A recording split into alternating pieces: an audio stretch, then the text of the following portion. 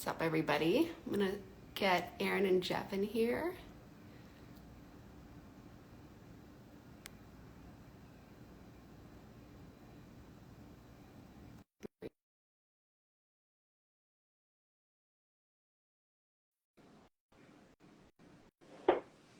Hello to everyone that's joined so far. We're gonna get started in a few minutes here.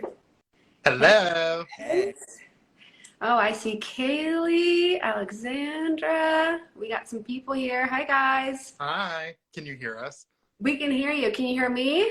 I can. Excellent. That's you. I love your Christmas tree in the background. Oh, thank you. Thanks. We You're just put so it festive. up. Well, I was like, where is going to be the best backdrop for this?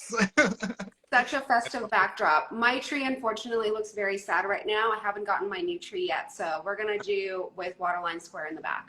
There you go. Well, that's a better view in my opinion. So It's appropriate. We're talking Manhattan versus the Bronx today, so I figured, we want some buildings here. that's Okay. it. But before we get started, you guys, I just want to make sure I introduce you to everyone. I'm pretty sure most of the people joining know you because you are amazing Compass agents in our New York office. And you live in Riverdale in the Bronx. So that is why we're having this discussion today. Aaron and Jeff are fabulous agents in the Bronx. They are a married couple and they're my go-tos for all my referrals there. So I'm super excited to have this discussion with you guys today because you are such experts and post the best content about the Bronx. I've learned so much over the last few years following you, and I'm so excited to share it with everyone. Oh, thanks. I really appreciate that. Yeah. We work really hard on that. You do, and it shows because it's stuff that you can't Google, and I think that's what we as agents can really provide value with on Instagram, right? Like it's so easy to post it or just list it or just close, but you guys really go above and beyond to find things about the neighborhoods and the areas of opportunity, which we'll talk a little bit about.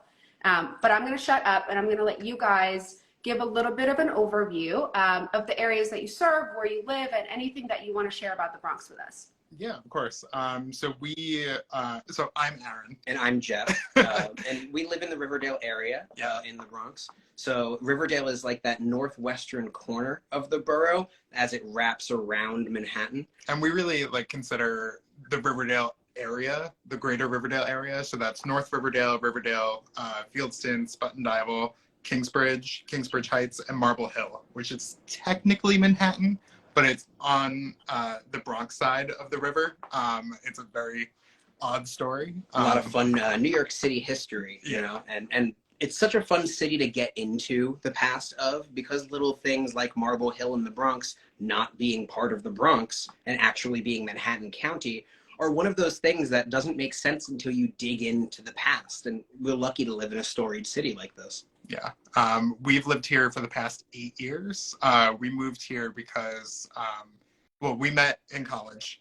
We went to SUNY Purchase in Westchester. And we were both doing internships in the city. I actually had a full-time job in the city in real estate while I was doing my graduate degree at Purchase. We both were at the same time. And we wanted to live somewhere where we were not going to have to pay a bridge toll every time we needed to go to work. And this area was perfect for us because it's on the 1 train, on the subway. And it was only about a half-hour drive from school. So we've been here for the past 8 years. And we love it. Yeah, can't imagine leaving. I mean, it's the perfect blend of that urban and suburban. It feels like you're living in New York City because you are.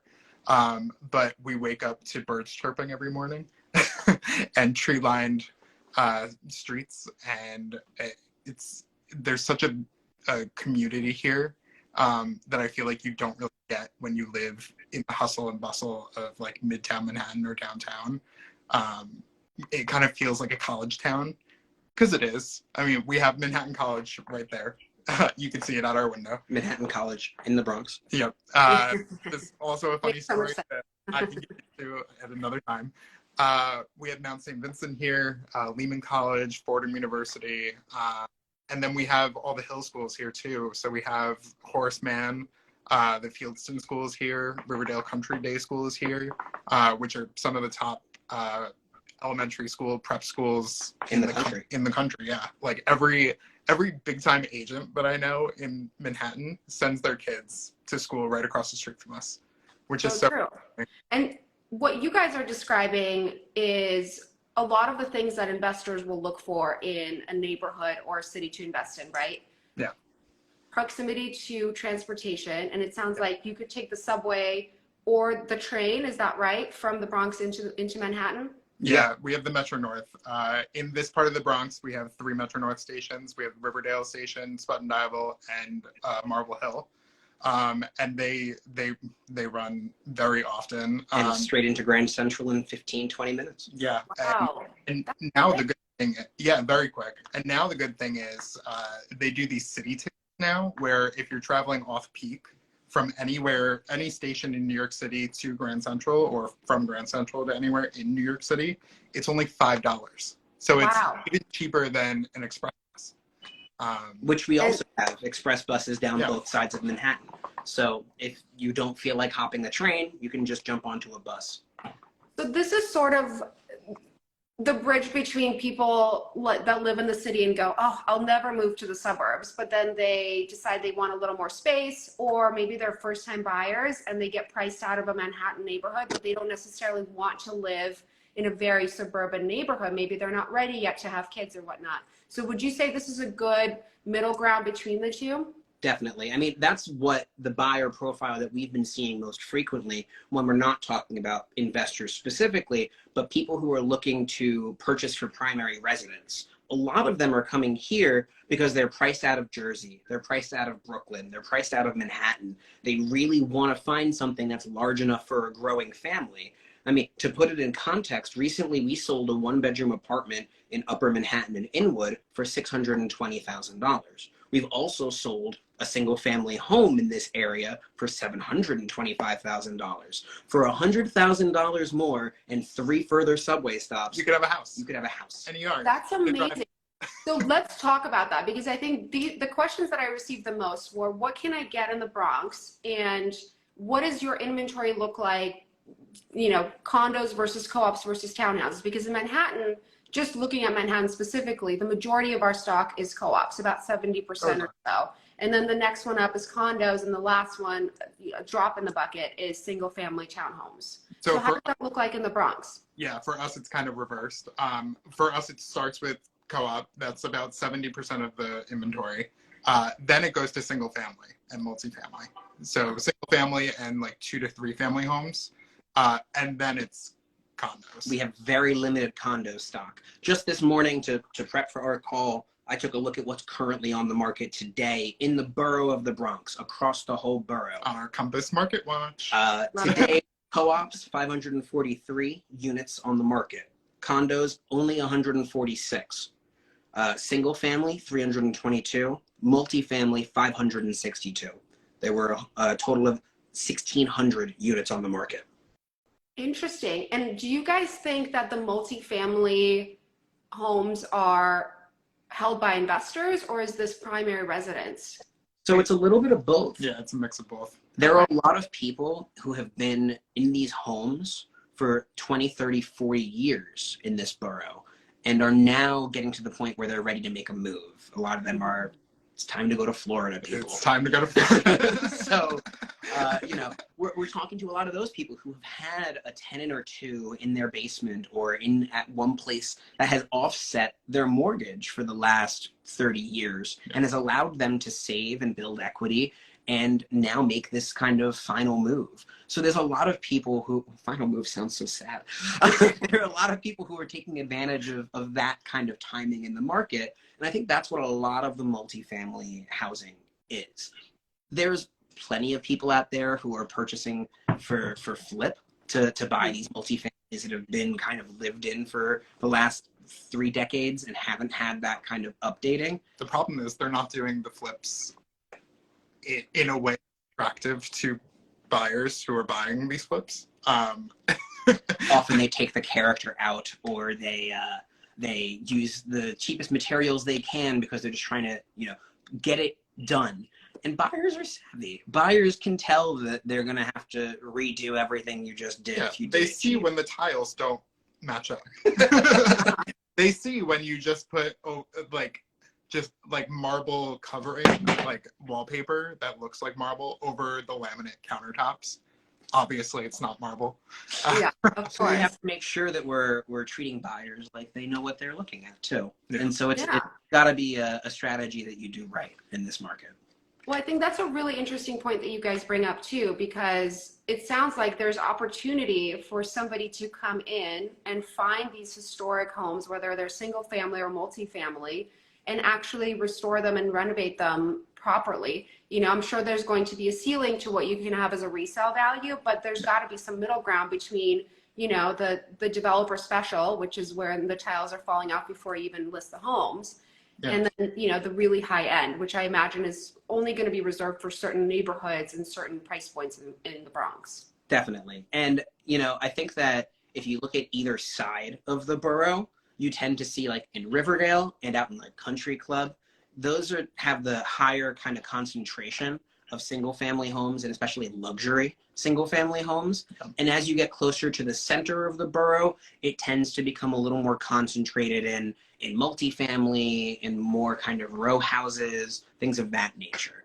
But, you know, you can look in the Riverdale area, for example, and we have homes that sell in this neighborhood for $600,000 and homes that sell in this neighborhood for $7 million.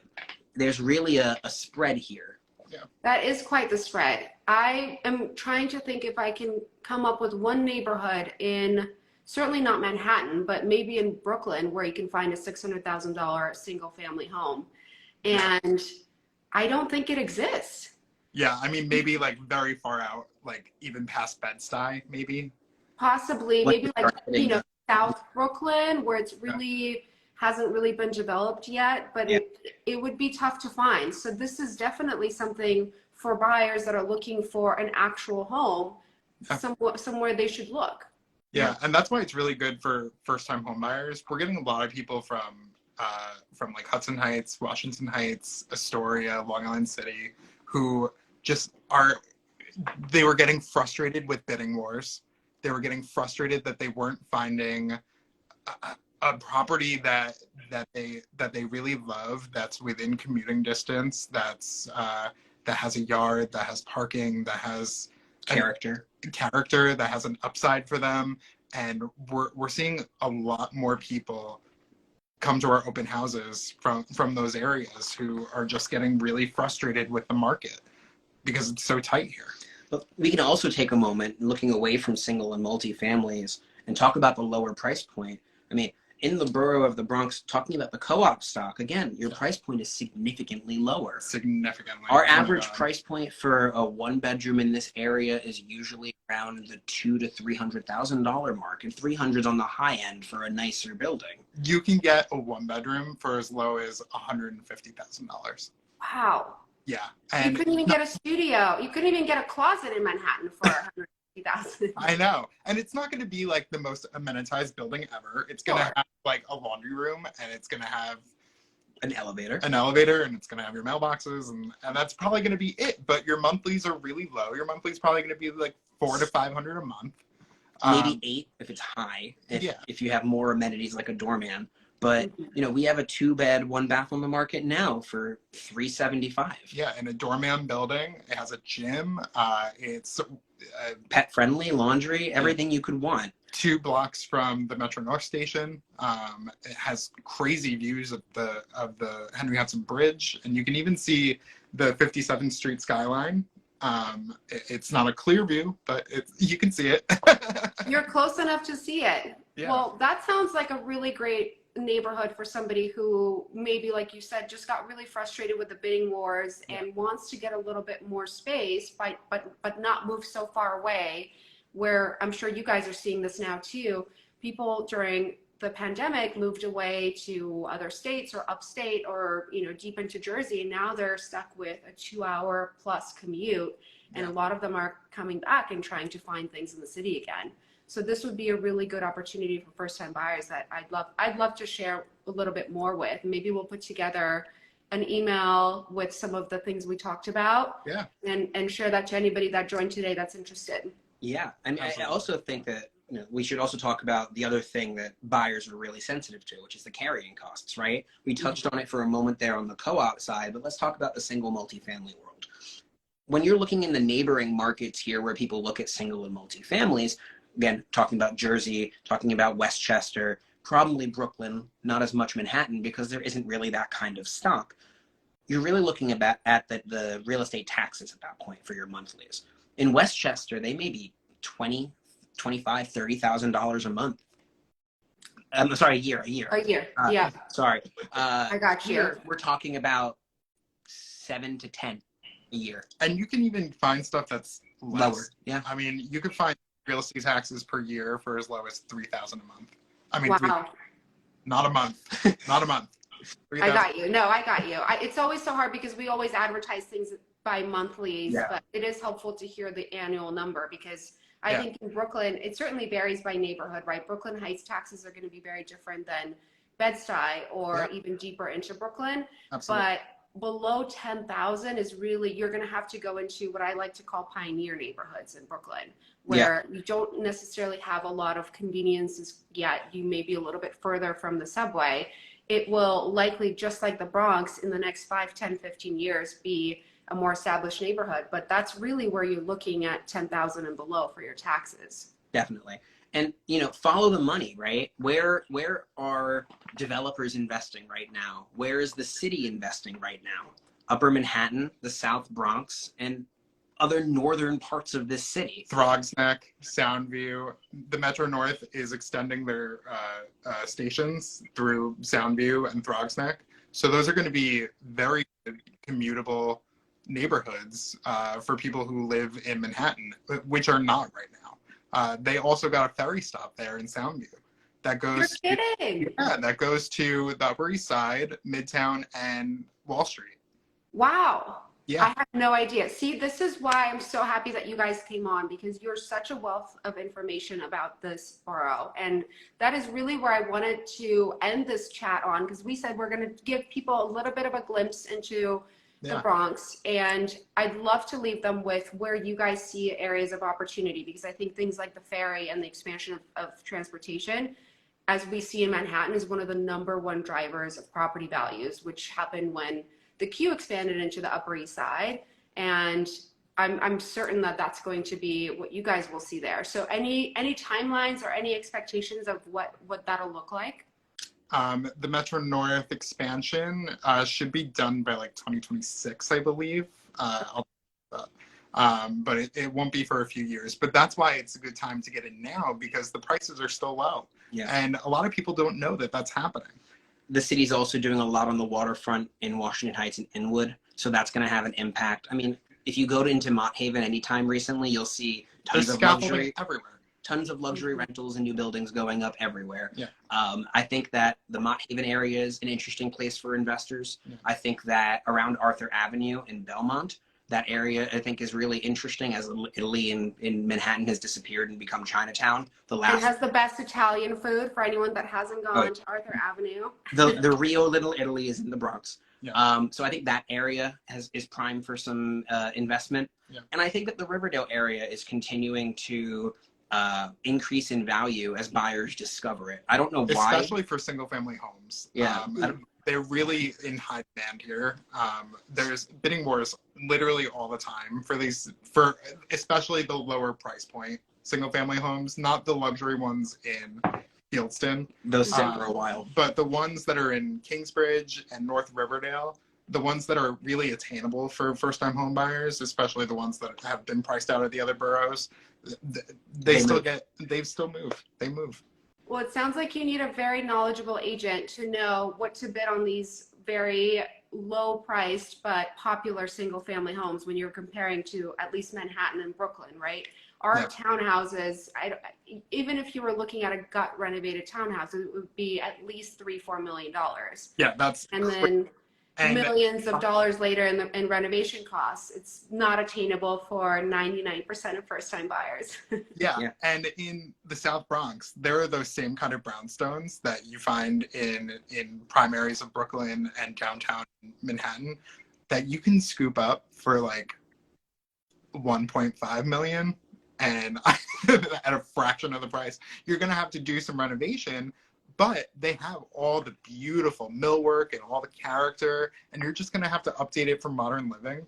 But the people who aren't scared of those kind of projects, they get beautiful properties for a fraction of the cost of other areas in New York City. We saw one in Marble Hill, this gorgeous old house that they renovated, and they kept the character and improved upon it. They added another floor. They finished it's gorgeous. It's you know, what you can do with these old homes. And if you can get them at these price points, you can afford to put the money in to make it what you want. And we're obsessed with historic architecture and historic homes. My dad is a antique collector and an antique dealer, so I've been going in and out of old houses my whole life. That house, I was like screaming the whole time I was in there. You guys have such a good eye, and I think that's so important when you're working in a historic area. Yeah. So I would love to share some of the homes that you shared with us today, and then some of the listings that you have in an email blast. And everyone that's joined, I think if you want to put a comment in, or we can contact you later and ask for your email, and then we'll send you a little recap and introduce you to Aaron and Jeff in the Bronx. That way you guys can see if you find some gems with them. Thanks so much for putting this together, Jenna. This has been Jenna. great. This was fun. I wish I could talk to you guys later, but we promised everyone that it would be a short one. I think we could keep chatting for hours about what the areas of opportunity are, because I personally would just love to go up there and see some homes with you. Yeah. You know, you're always welcome. We're really passionate, not only about architecture and what's happening up here, but just this business in general. One of our favorite things is when buyers who have no idea about this neighborhood are like, can we take a day just exploring with you? That's I our love favorite it. thing to do. Hop in the back of our car, let's drive around and let Aaron and I give you a quick tour. I love that. Maybe with Winnie too. Yes. Dog. Well, thank you guys so much. This was so valuable. I learned a lot. I'm sure everyone else that tuned in too. And this is the first installment of our Suburbs versus the City installment series. So I'm really excited that it was the two of you. You guys are amazing. I'm Thank excited you. to see the rest of it. Yes. And happy Friday to everyone. Have a great weekend, and we'll do this again. Bye, All guys. right. Bye, Jenna. Bye, guys.